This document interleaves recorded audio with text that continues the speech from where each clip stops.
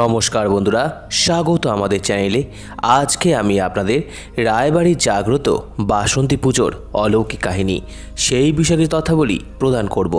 সম্পূর্ণ তথ্যটি সংগ্রহ করা আপনাদের কাছে অনুরোধ, ভিডিওটি আপনারা সম্পূর্ণ দেখুন। পূর্ব মেদিনীপুর জেলার ময়না ব্লকের চংড়া গ্রামের রায় পরিবারের বাসন্তী পুজোয় একটি অলৌকিকত্বের ছোঁয়া আছে। 7 পুরুষের এই পুজোর সঠিক সন তারিখ কারো জানা নেই। সকলে যেটা জানে বা বিশ্বাস করে, এই পুজোর একটি ঐতিহাসিক প্রেক্ষাপট আছে।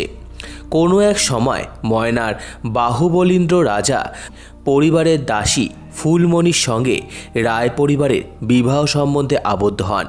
সেই সূত্রে রাজ পরিবার থেকে দেওয়া হয় 50 বিঘা নিষ্কর জমি। সেই সময় থেকে বাসন্তী পুজোর সময় একটি শালগ্রাম শিলা রাজবাড়ি থেকে আসতো। এখন তা পাকাপাকিভাবেই থেকে গেছে। সেই শালগ্রাম শিলাকে সামনে রেখে ও একটি পিতলের বাসন্তী মূর্তিকে নিয়ে রায় পরিবারের বাসন্তী পুজো আরম্ভ হয়। কিন্তু বর্তমানে সেই শালগ্রাম শিলা পিতলের মূর্তির সঙ্গে মৃন্ময়ী মায়ের মূর্তিকে একসঙ্গে রেখে পুজো করা হয়। তবে আগেকার দিনের সেই রায় বংশের পুরনো ঐতিহ্য বর্তমান। রায় পরিবারের এই বাসন্তী পুজোকে কেন্দ্র করে একটি অলৌকিক কাহিনী এখনও বিরাজ করছে এবং লোকমুখে প্রচার পেয়ে আসছে, যা জনশ্রুতি হয়ে আছে।